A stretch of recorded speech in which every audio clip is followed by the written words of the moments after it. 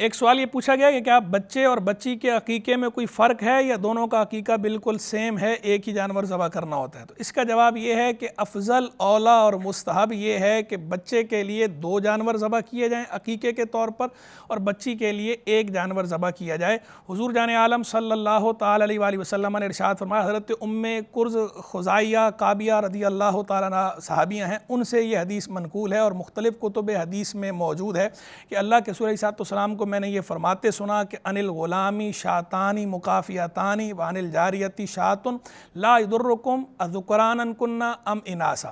کہ بچے کی طرف سے 2 جانور عقیقے کے طور پہ قربان کیے جائیں گے اور بچی کی طرف سے 1 جانور عقیقے کے طور پہ قربان کیا جائے گا، اور تمہیں یہ بات نقصان دہ نہیں ہے کہ نر جانور قربان کرو یا مادہ جانور قربان کرو، یعنی نر اور مادہ کی تو کوئی تفریق نہیں ہے، لیکن 1 اور 2 کی تعداد کی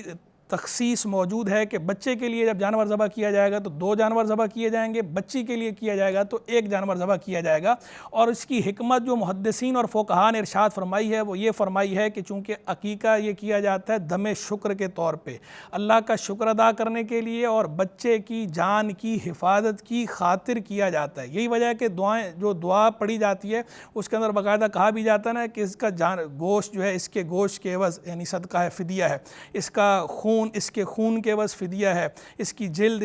کے عوض فدیہ نہیں، وہ فدیے کے طور پر ہے۔ تو کہتے ہیں یہ دیت کے مشابہ ہے، اور دیت کا شرعی اصول یہ ہے کہ مرد کی دیت دگنی ہوتی ہے عورت کے مقابلے میں، تو ایسے یہ بھی چونکہ دیت کے مشابہ ہے اس لیے حضور جان عالم علیہ السلام نے بچے کے لیے 2 جانوروں کا فرمایا، بچی کے لیے 1 جانور کا فرمایا۔ لیکن یہ حکم وجوبی نہیں ہے، استحبابی ہے۔ افضل، اولیٰ، مستحب یہ ہے کہ بندہ ایسا کرے، لیکن اگر کسی کی استطاعت نہ ہو اور وہ صرف 1 جانور کر لیتا ہے، بچے کی طرف سے بھی 1 جانور کرتا ہے، بچی کی طرف سے بھی 1 جانور کرتا ہے، تو یہ کرنا بھی بالکل جائز ہے اور عقیقہ بھی ادا ہو جاتا ہے اور عقیقے کا ثواب بھی ملتا ہے، اور یہ بات بھی دیگر احادیث سے ثابت ہے۔ 1 جانور کرنا بھی احادیث طیبہ سے ثابت ہے، اور یہ حکم وجوبی نہیں ہے، استحبابی ہے، بلکہ عقیقہ خود عقیقے کا جو حکم ہے یہ بھی وجوبی نہیں ہے، یہ سنت مستحبہ ہے۔ استطاعت ہو تو ضرور کرنا چاہیے، لیکن اگر کسی کی استطاعت نہ ہو تو اس پہ کرنا فرض یا واجب نہیں ہے، وہ نہیں کرتا تو گناہگار بھی نہیں ہوگا۔